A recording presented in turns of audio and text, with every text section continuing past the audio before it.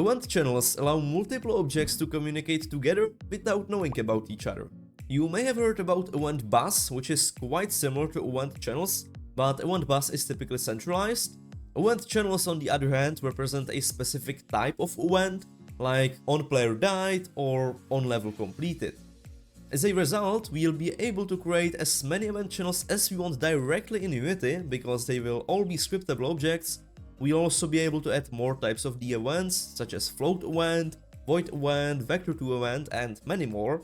We'll also be able to test the events directly in the editor just by assigning all of the values and then simply hitting invoke, without really having to worry about calling the event somewhere in the code. Finally, we'll be able to assign the event channels into scripts and then also define the actions which should happen when the event triggers. The scene setup I have is not really important, it's just to show you. And what is going to be happening is that the enemy will be damaging the player, which will then raise an event, which is going to play some effect, is going to lower the health in the UI, and do many other things.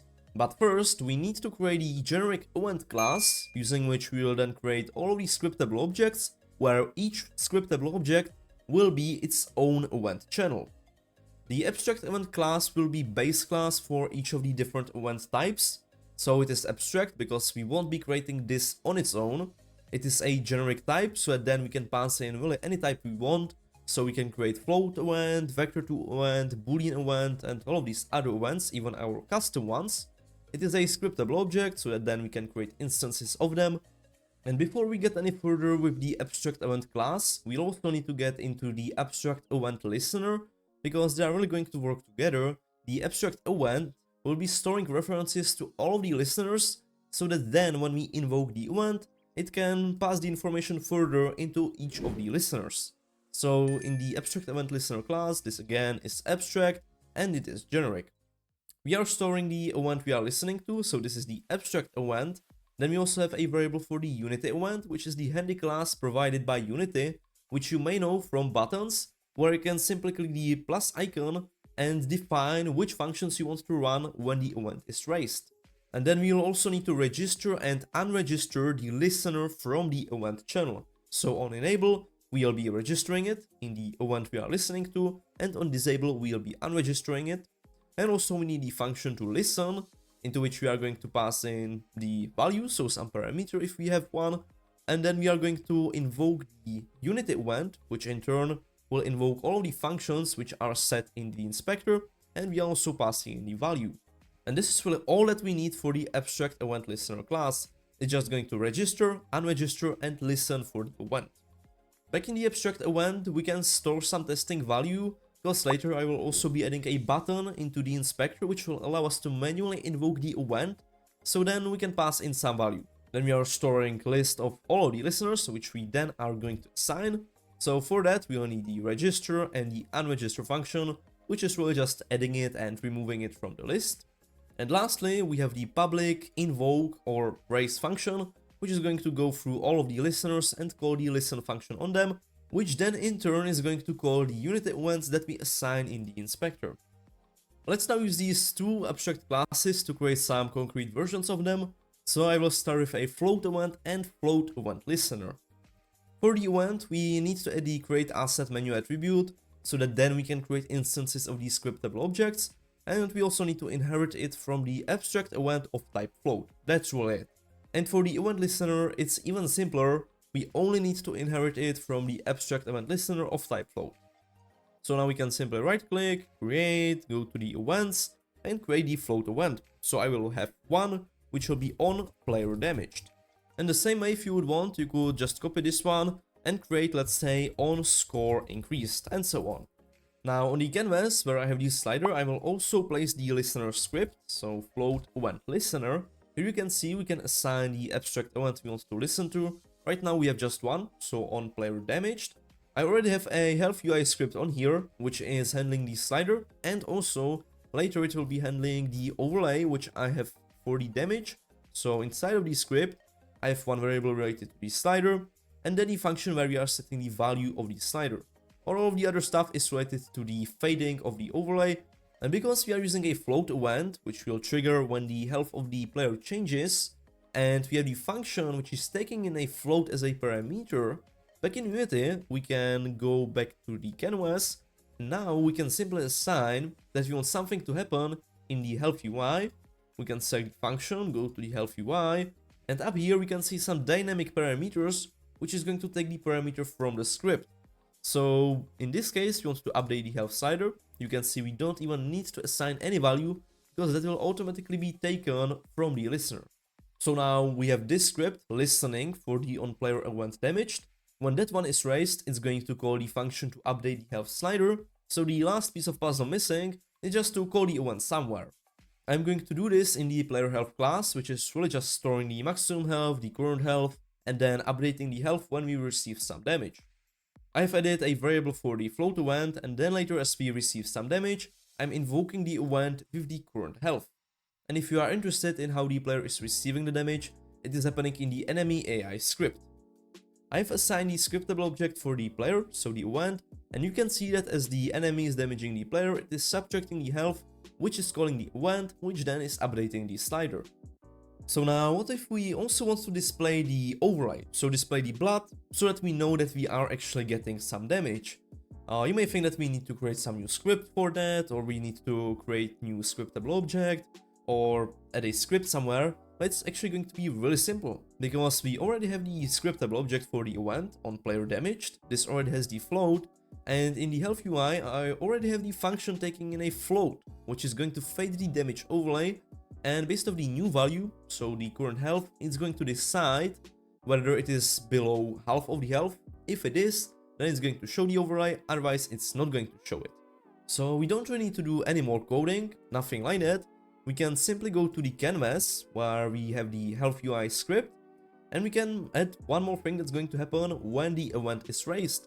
So in this case, again, we'll go into the health UI, and we want to fade the damage overlay, and it is this simple, we don't need to code anything more. And as we run the game, first few hits of the enemy should only decrease the value of the slider, and then we should also be seeing the overlay. So let's see if it works. We are getting some damage, and now we can see the overlay is also fading.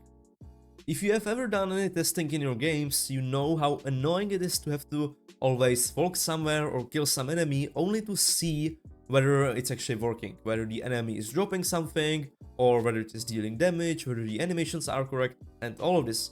So is there perhaps a better way how we can test the events without really having to move the player closer to the enemy, or move the enemy to the player, or spawn the enemy? Well, there is one way, which is that we can just invoke the event in the inspector, because now we have the variable storing the value using which we want to invoke it. So we can create a custom editor, which is going to add an invoke button here, which we can simply press, which is manually going to invoke the event without really us having to play the game and test it there. Because this is going to be an editor script, it is important that you create an editor folder for it. And the editor class was a bit tricky to create for me, because the script we want to be editing is the abstract event, but the abstract event is generic, so we cannot really say that you want to be editing an abstract event, because you need to supply the generic type. And if you would supply a float, then the editor would only be editing the float event, but we want to edit all of them. So the way that I have done this is that the editor is editing all scriptable objects. The important thing here is that you set this to true, which is allowing you to edit the derived classes. So as this editor is editing all scriptable objects, we need to go through them and check if the type is the abstract event. In case that it is, we can simply draw a button, which is going to say invoke. Then we are getting the type of the event, the field, which is storing the value, the actual value from it. We are also getting the method. All of this only so that we can invoke the method on the correct scriptable object with the correct parameter. If you are interested in learning more about custom editors or property drawers, I also have a tutorial on that topic, and in here we are also using quite a bit of reflection, such as the get type, base type, getting the field info. So if you want to learn more about reflection as well, I have again one more tutorial on that topic. So back in Unity, as we take a look at the event we can see there is the invoke button and we have the testing value. This is not going to work when we are not playing the game, because it is tied to the onEnable and onDisable methods, where the listeners are being registered to some of the events, so we still have to play the game. But then, even as the enemy is not damaging us, we can simply press invoke. You can see it updated the slider, and it also correctly applied the fading to the overlay. So this is one more reason why you at least should try to use event channels in your game. You should definitely not be using them everywhere, because then it can get quite messy. You will have really lots of scriptable objects, everything will be handled only through events, which sometimes can improve the testability, but sometimes it can be harder to debug. When decoupling some code is essential, then you should really use the event channels. I think it's really handy. Or when you want to make everything more convenient for the designers or for the artists, so that they can also modify it or test things. But as it is with everything, don't overuse it. So only use it for some parts of the project, not for everything. Next, we'll take a look at creating a couple more events. So we'll create void event, which is going to be used when the player dies. When that happens, we'll show some game over screen, and we'll also stop the enemy from attacking. So as usual, I have created those two classes. We have the void event and the void event listener, where the void event has the additional create asset menu attribute. But now it could seem that there is a problem, which is that what type do we pass into the abstract event? We cannot keep it empty, and we cannot pass in null or void, anything like that. So in case of the void event or some custom data, we just need to pass in some data structure. So in this case, I will create an empty struct. It doesn't have to be a struct, it can be a class as well, but it's just going to be empty so that we can pass something. So it's going to be abstract event of type empty payload, and the same way for the listener. Next, for the player health, I'm going to add a reference to the onDied event, and I will also invoke it when the health gets to 0. You can see that working with the events is quite straightforward. We just add a variable, then we invoke it somewhere, passing the parameter, in this case just an empty payload, and that's it. Back in Unity, I will create new instance for the scriptable object, so it is the void event, it is on player died. I will assign it to the player script, and then I want to disable the script on the enemy, which will stop it from attacking. So let's go to the enemy, we'll add a void event listener, drag in the event, so on player died. And what do we want to happen? We want to disable the enemy AI script, so it should be here, and bool enabled will be set to false. That's it for this thing. And I also want to enable the game over screen, so I will go into the canvas. Again, let's add void event listener, drag in the on player died event, and here we don't have to be referencing any script. We can also simply say that we want to enable game over screen, so game object, set active to true. That's it. You can see this really designer and artist friendly. We are just dragging stuff around, setting which function to trigger. It is all really intuitive. So now to test it, we could either move the enemy closer to the player, or we can go into the on player died event, hit invoke. We can see it just shown the game over screen, and the enemy is also no longer attacking because the script is disabled. Still, it is important to test whether the event is being invoked at the right point, so still at least few times you should test it right in game. But if you are just going quickly at it, you want to test something new you added to the event, you can definitely just test it in the inspector. And lastly, I want to demonstrate that the event channels don't have to be used only with floats or with integers, some of these boring basic data types. They can also be used with your own custom structures, as we have created with the void. So now I will create a data structure for the health, so that when the event on player damaged is invoked, it can also send some more information to the listeners, such as the current health, the maximum health, or the delta as for the amount by which the health changed. Based off this, we'll then be showing different particles. So when the health goes down, we are going to show some explosion particle. When it goes up, we are going to show some healing particle, and so on.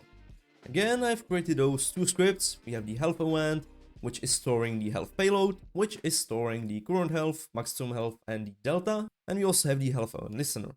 I've also changed the particle spawner a bit, so now it is holding those two variables for the damage and for the heal particle. The spawn function is requiring a health payload, and when we are spawning the object, we are deciding based off the delta. So if we have increased the health, we are going to spawn the health particle. If it was decreased, we are going to show the damage particle, and that's pretty much it. In the player health script, I have changed the type of the variable on player health changed to the health event, and when we are invoking it, we simply pass in the health payload with all of the related information. And back in the UI script, we can also do a bit more fancy stuff with the health payload, because now we have more information about how the health has changed. So when we update the health slider, we can also set the maximum value based off the payload. When we show the overlay, we no longer have to be checking whether it is less than 50, which was hard-coded. We can check if it is less than half of the maximum health, and so on. So back in Unity, I'm going to remove the old on player damaged event which we had, which was just a float event. Instead, I will create the health event, for which I forgot to add the attribute, so now that is fixed. And also, so that we can manually set some values to the health payload in the inspector, we should add the attribute system.serializable. And back on the canvas, we now no longer need the float event listener. Instead, we will be using the health event listener. So again, assign the event and all of the actions. And we can now also utilize the particle spawner. So I will add the health event listener, drag in the event, say what we want to happen, so particle spawner, and we want to run the function. And we can see that everything is still working as it should. The health is changing in the slider, we are now seeing the particles, and we can also see the blood overlay. Lastly, let's also test if the correct particles are displayed. So we can try to say the health changed, and if we say that the delta has increased, we invoke, we can see that the correct particle is being spawned. So the main pros of using the event channels is that it's obviously going to decouple the code a lot. It will also make it convenient to work with for all of the artists and the designers in your team. They can simply drag stuff around, and it's also easier to test in some cases because you can invoke the events manually in the inspector. And for some of the disadvantages is that you need to drag and drop a lot. You are dragging all these scriptable objects, setting a lot of stuff in the inspector, which obviously is good for designers but bad for programmers. In some cases, as I said, it can be harder to test and there is some overhead in setting it up, but I think that in the end it's really worth it to at least try to use it and find your own use case for it. Anyways, I hope that you found this video useful. If you have any questions or suggestions, leave them down in the comments. Don't forget to like, subscribe, and I will see you in next videos. Bye!